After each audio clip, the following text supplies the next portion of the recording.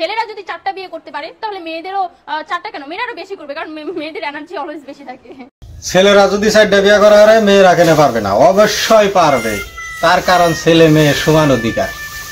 একটা কথা চিন্তা করে দেখছি, সেরি মানুষের চেন কোনোদিন কামে লাগে না, চেন খুলে মোতার অধিকার তো সেরি গো আছে। লাইনে আসেন, একটা চাবিতে যদি 4টা তালা খোলন যায় তাহলে ওইটারে কয় মাস্টার কি, আর একটা তালা যদি 4টা চাবি দেয় খুলে ওইটারে কয় খাঙ্কি।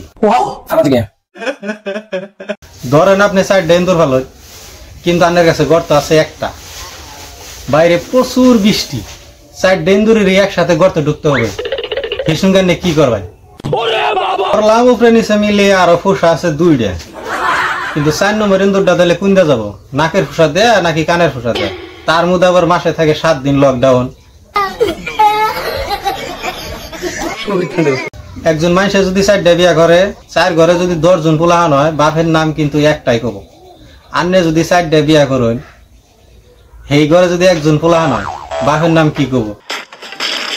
লাট, বল্টু, আনোয়ার, মনোয়ার, নাকি ঘরে মিলিয়া জানোয়ার? আপনি কি নারী নাকি লোকাল গাড়ি? 20টা সিট ফুল, 10 জন আছে দাঁড়াইয়া, তারপরেও কোন যে পিছনে সিট খালি আছে, আসুন তাড়াতাড়ি। শুধু এই সব নারীদের কারণেই নারী জাতির সম্মান নষ্ট হয়। আমার হিসাবে এই সব গেদি মাইসের কুত্তা মারা বেজি দিয়ে মাইরা হালানো উচিত। খাঙ্কি মাগি জানি কোনটা, নিঃসন্দেহে তুই ঠিক কথা বলেছিস, যাতে ইন্না মাইসের জন্য অন্য কোনো গেদি মাইসের মাইসে খারাপ নজরে না দেখে।